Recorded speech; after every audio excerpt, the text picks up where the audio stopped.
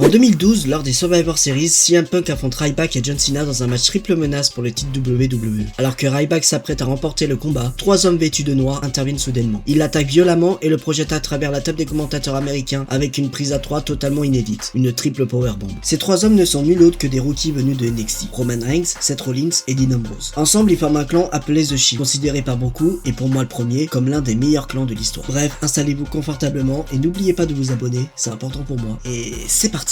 Comme je vous l'ai dit, le Shield est composé de 3 membres. D'abord Roman Reigns, un jeune Samoan qui a débuté par le football américain avant de se tourner vers le catch après une blessure. Ensuite Dean Ambrose, anciennement connu sous le nom de Jon Moxley, un catcheur hardcore qui s'est fait un nom dans des fédérations comme la CZW. Et enfin Seth Rollins, anciennement Tyler Black, un talent très reconnu à la ROH, allant même jusqu'à abandonner son titre majeur après avoir signé avec la WWE. Ils sont arrivés directement dans le main roster et ont disputé leur premier match à TLC contre la Team Elmo et Ryback. Ensuite ils se sont attaqués à de nombreux superstars comme John Cena, Randy Orton, Undertaker ou encore The Rock. Rien que ça montre que ce clan était en train de construire le futur de l'industrie. Puis en 2013, ils ont commencé à décrocher des titres comme le titre US pour Dean Ambrose et les titres par équipe pour Rollins et Reigns. Ils sont même devenus les mercenaires de l'autorité pendant un moment, en s'en prenant à Bryan et Punk qui prenaient de plus en plus d'importance. Clairement, l'autorité avait très peur d'eux, c'était très impressionnant. Ensuite, ils ont fait un face turn en octobre 2013 car de plus en plus de fans les appréciaient, voire les idolâtraient. Ils ont alors commencé à s'attaquer à The Authority et ont enchaîné des matchs impressionnants, parfois contre 11 superstars en même temps. Ils arrivaient que même toute la low card s'en prenne à eux. À ce moment-là, le clan était très clairement en train de monter en puissance. Mais ce n'est pas tout. Au début de l'année 2014, ils entrent en rivalité avec la Wyatt Family. Et franchement, quelle rivalité! Il faut savoir qu'à cette époque, la Wyatt Family avait fait ses débuts seulement quelques mois plus tôt et avait déjà un énorme impact. Quand ils se sont affrontés à Elimination Chamber contre The Shield, les fans étaient surexcités et totalement hypés. Le match était intense, chargé d'émotions et le public était à fond du début à la fin. Au final, c'est la Wyatt Family qui l'emporte. Mais même en perdant cette rivalité, ils ne redescendent pas du tout. Bien au contraire. Leur popularité explose encore plus, car ces trois-là dégagent quelque chose d'unique. De plus en plus de fans sont derrière eux. Et d'ailleurs, à WrestleMania, ils remportent leur match contre la New Age Outlaw et Kane. Bon, le match en lui-même n'était vraiment pas ouf, là on est d'accord. Mais la victoire reste importante. Ils ont pris une telle importance que Triple H a décidé de reprendre les choses en main. Toujours en guerre contre eux, il choisit de faire revenir un clan qui avait connu un parcours assez similaire, mais avec une dynamique assez différente. Non pas 3 rookies, mais un vétéran, une star déjà établie et 2 nouveaux talents. Ce groupe, Evolution, avait dominé la WWE pendant près de 2 ans. Et justement, ça crée un contraste très intéressant avec The Shield. D'un côté, une équipe construite avec l'expérience et le pouvoir déjà en place, et de l'autre, 3 jeunes qui montent et qui viennent bousculer tout l'ordre établi. Bref, les 2 clans se sont affrontés à 2 reprises, et à chaque fois, c'est The Shield qui l'a emporté. Les 2 matchs étaient incroyables, surtout le second sans disqualification. Cette double victoire prouve tellement que ce clan a atteint un tout autre niveau. Battre un clan légendaire comme Evolution, c'est tout simplement phénoménal. Franchement, à ce moment-là, tout le monde avait hâte de voir la suite, avant que tout bascule. Après ça, Batista quitte la WWE, déçu notamment parce qu'il visait le titre du champion du monde poids lourd. Mais Triple H, lui, a toujours un plan B. Ce moment est l'un des plus choquants de l'histoire du catch, absolument personne ne s'y attendait. Les fans étaient sous le choc total, ce segment a même marqué un tournant pour beaucoup. L'ambiance était dingue, avec ce silence puis cette incompréhension juste avant le coup de chaise porté à Roman Reigns. Ensuite, Roman Reigns et Dean Ambrose s'allient pour entrer en rivalité avec Seth Rollins.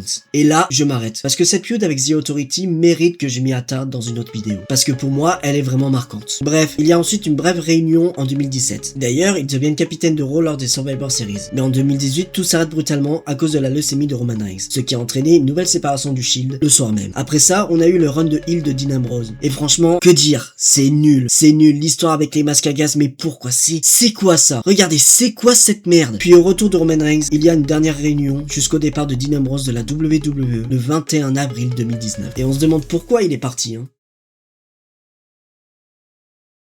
Au final, The Shield, c'est l'histoire d'un groupe de rookies qui a gravi les échelons, jusqu'à devenir l'un des plus grands clans de l'histoire. Derrière cette ascension, 3 superstars majeurs, Roman Reigns, Seth Rollins, Dean Ambrose, aujourd'hui connus sous le nom de Jon Moxley, qui ont tous réussi à imposer en solo au plus haut niveau. Ce clan reste profondément marquant, entre leur style, leur charisme et surtout leur identité unique, presque impossible à reproduire aujourd'hui. Voilà, la vidéo est terminée, n'hésitez pas à mettre un like, à vous abonner et à laisser un petit commentaire. Je vous souhaite une bonne journée ou une bonne soirée, ciao tout le monde, tchuss.